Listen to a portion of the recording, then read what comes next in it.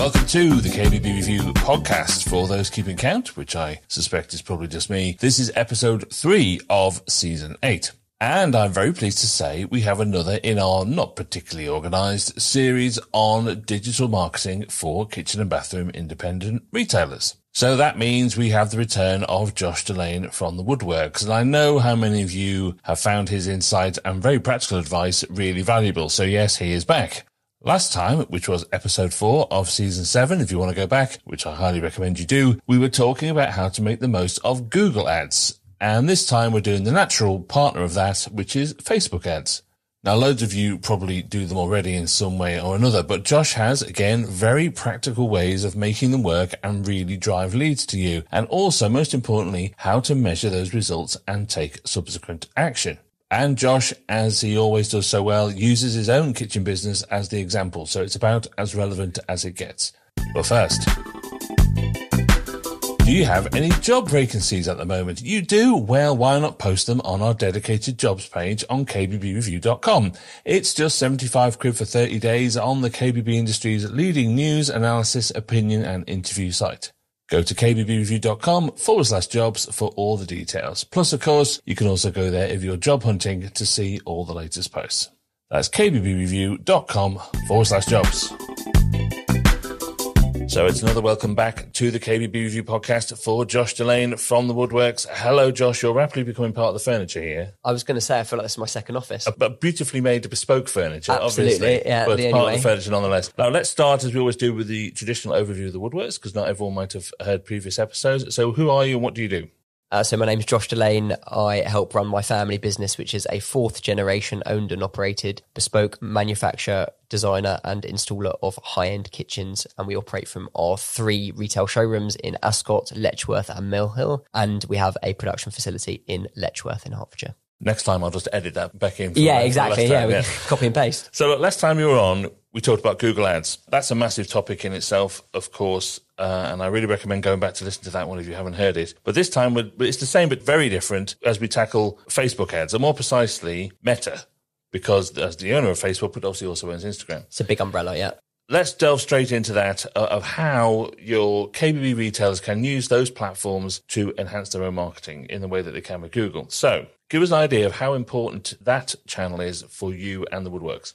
Going back to our earlier conversation in the last episode, I said that we spend roughly 20 grand a month on our paid ads, and that would be Facebook, Instagram, Google and YouTube. Right, we're testing with YouTube. The Facebook and Instagram portion of that is probably 2/3 at the moment. So we are seeing very good value for money on those platforms. I do want to point out that the costs have gone up dramatically since I first started advertising on Facebook and Google. So there was a time 6 years ago when I was spending, £50 to acquire a good lead on Facebook. And it's a lot more than that now. It's probably 3 times that now. So these things do change. They do get more expensive over time, but it's still a good time to be advertising on these platforms. We sell an expensive product, a very high ticket product, which means that you can afford to spend good money on marketing to acquire those customers, to get them into your showrooms. If you're selling them a 30, 40, 50 grand kitchen, there is money in there to play with. Okay, so let's go back square one. What are Facebook ads and how do they work? Where would you start if you didn't know anything? Okay, so when you are scrolling on, the first thing to point out is that Meta, as you mentioned, is the umbrella company, the holding company for Instagram and Facebook, as well as WhatsApp. But in this instance, Facebook and Instagram.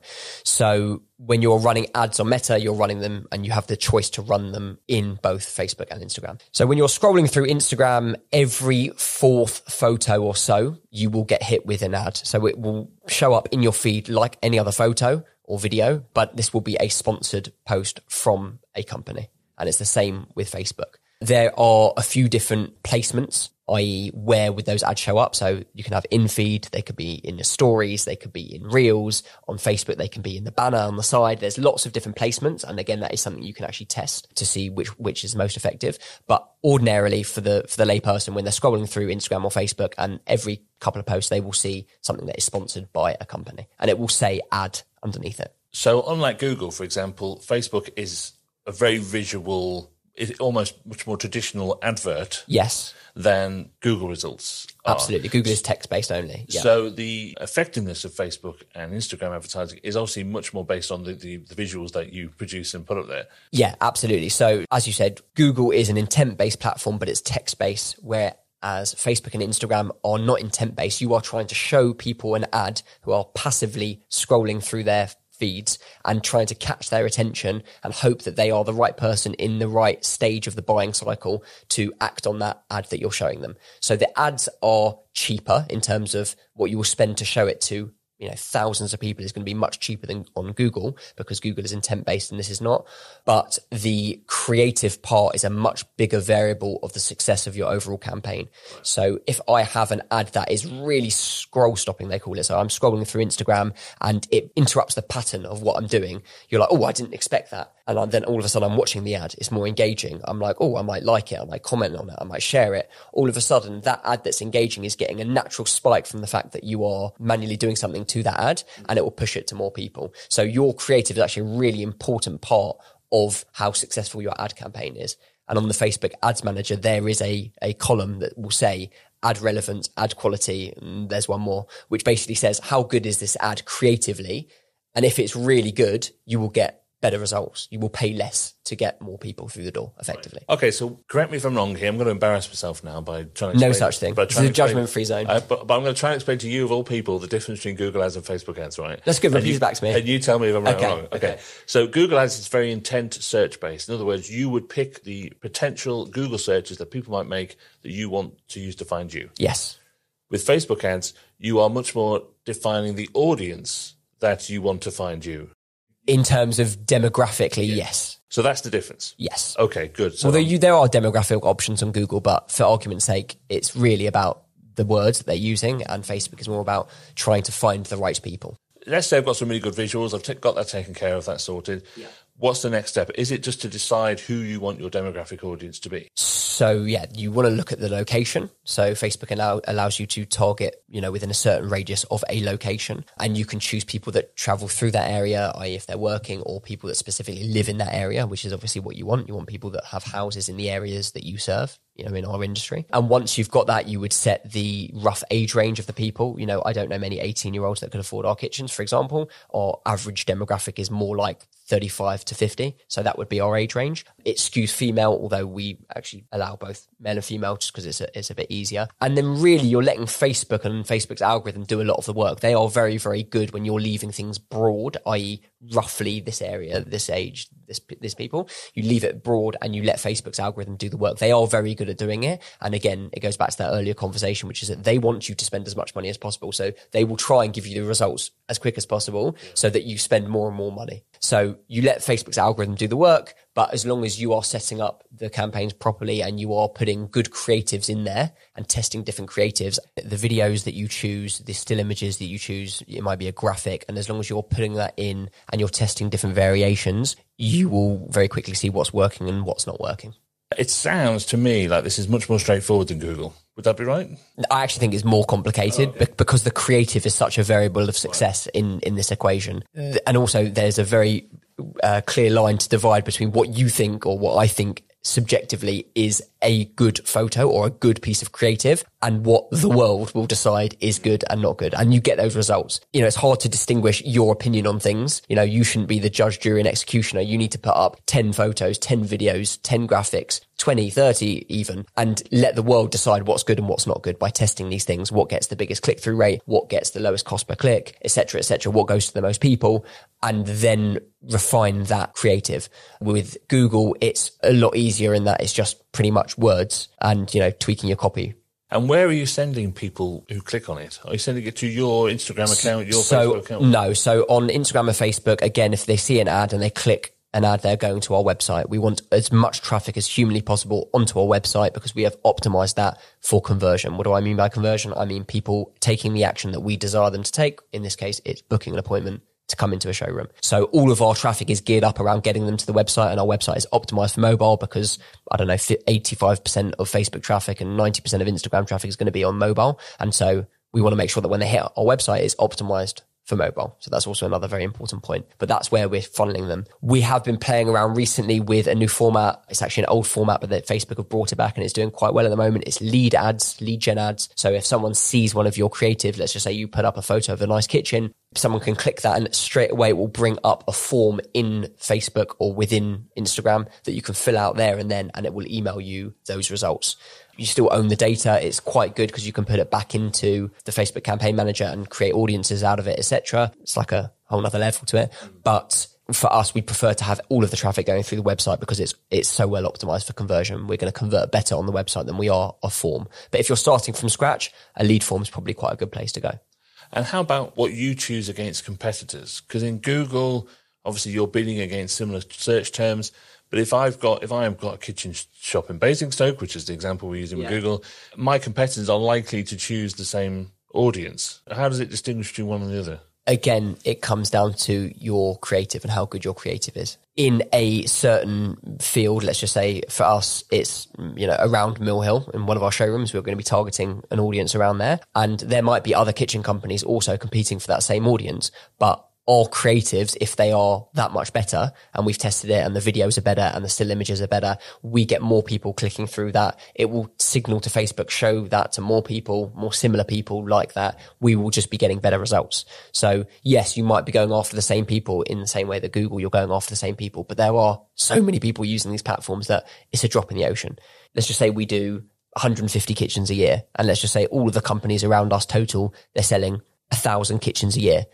In that area of a 10-mile radius around the showroom, there might be 200,000 people, 300,000 people, maybe more. This is a drop in the ocean. It's not that important. Also, you have these people that are on Facebook. They have signified on some level that they are interested in either DIY, in design, in kitchens through their patterns of behavior on the app. And therefore, Facebook are more likely to show that to these people. So rather than someone that's not interested in it at all because they've just bought a new build house, in an ideal world, Facebook are showing it to people that actually are more interested in kitchens and in that stage of life. What would be the difference? What would make you choose to tick the Facebook box rather than the Instagram box or the other way around? What would be the difference between the two if you're managing both through the same So platform? again, we test both of them. So we look at what the click-through rates are. We look at how much it costs us to get a lead on each of those platforms. Facebook skews older as an audience. So Facebook's biggest and most engaged audience is actually women 55 plus, believe it or not.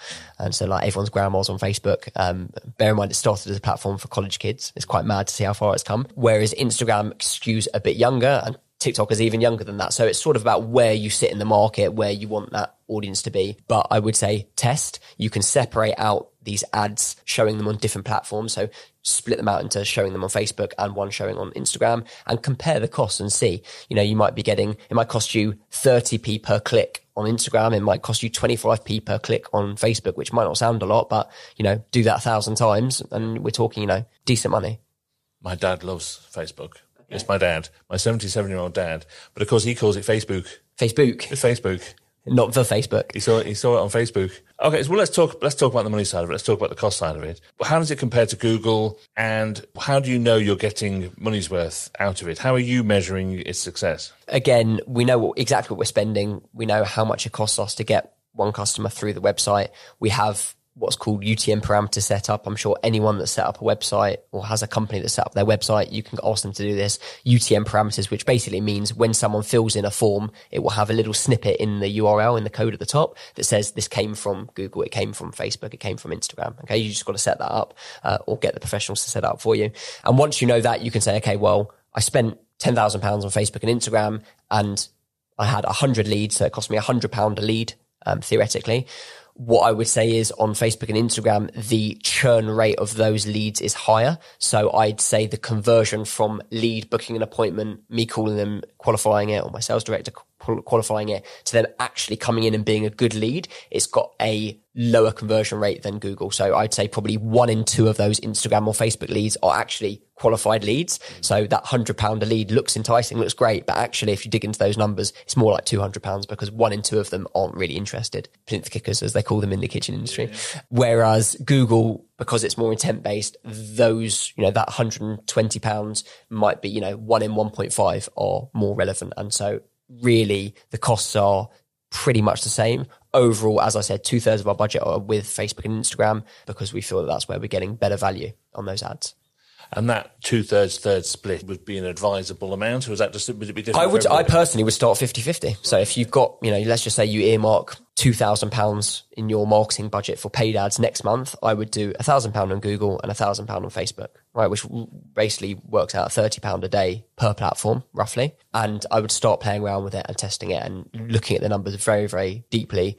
It's cost me this on Google. It's cost me this on Facebook. Where do I think there is a better bang for my buck? And skew the budgets accordingly. So if you're getting really good traction on Google, put a bit more money next month into Google, take a bit out of Facebook, and carry on keeping an eye on it and just carry on tweaking and testing. This is not a set it and forget it mentality. This is, I need to check this every week or at the very least fortnightly. I need to know what's going on a regular basis and monitor it. I mean, I suspect that's probably the biggest mistake people make with it, is they set it and then forget it. And like their website's the same, aren't they? They make them and then they just walk away thinking, oh, I've done that. Exactly. And also you've got to bear in mind that these platforms, the Facebooks and the Googles, you put a card on there and then really it's just disappears in the millions of transactions that you have as a business. And it is quite easy to forget about it if you don't have someone monitoring it regularly.